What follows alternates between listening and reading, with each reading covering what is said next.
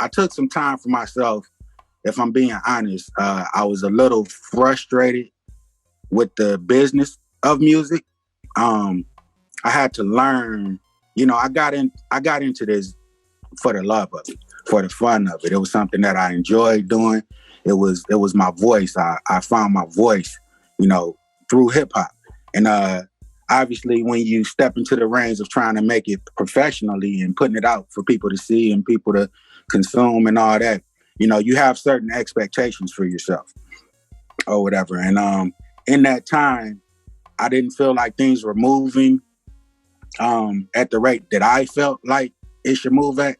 So it became a little frustrating. So I had to take some time and sit back and really reassess what I did it for and what I do it for. And ultimately that was for the love of creation, you know what I'm saying? For the love of being able to express myself, you know what I'm saying? And thank God,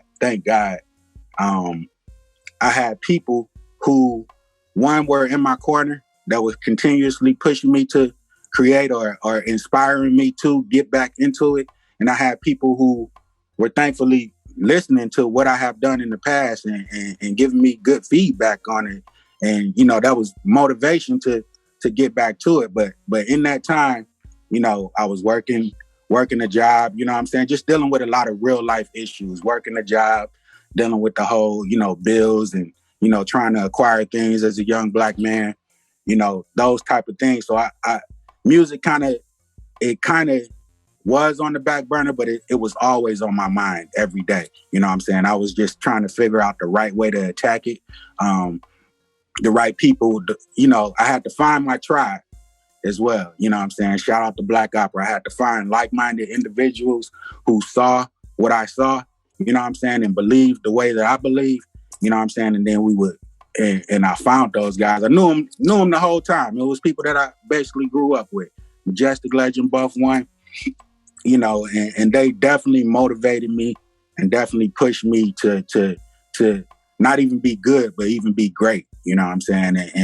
And that's the life lessons I learned during that time are gold. I learned to, revert back to no expectation, do it for the love, do it because you enjoy it. The fun is the most important part because I feel like people can hear when you're enjoying yourself and they gravitate towards that. They hear when you're enjoying yourself. They hear when you're serious about what you're saying. People not stupid. People understand those type of things. So I didn't want to get back on the mic and I didn't want to put anything out until I felt 100% in my heart that I was being true to myself, being genuine, and really delivering for the people who've been following me, up until this point, and be dope for whoever the new people are who's just getting turned on to my music or whatever. So it was very valuable, very, very valuable. Very, very valuable life lessons I learned at that time.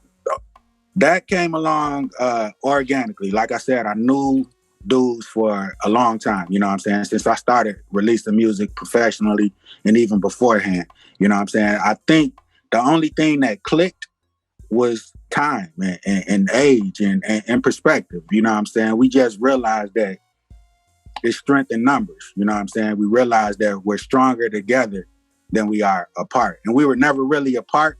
You know what I'm saying? We always supported each other in all of our endeavors, but we made it a team effort, you know what I'm saying, to focus in on this one and definitely, push it, like we would push any one of our individual, projects. I look at time and time again as a collective effort, you know what I'm saying?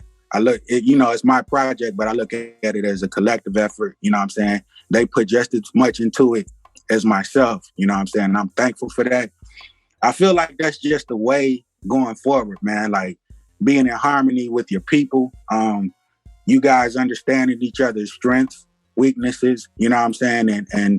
And I just feel like people can hear that and people can feel it and people gravitate towards it. It's real odd to talk about that. Because like you said, hip hop is very competitive. It's very mano y mano, a lot of machismo, a lot of all that. So that's kind of opposite of that.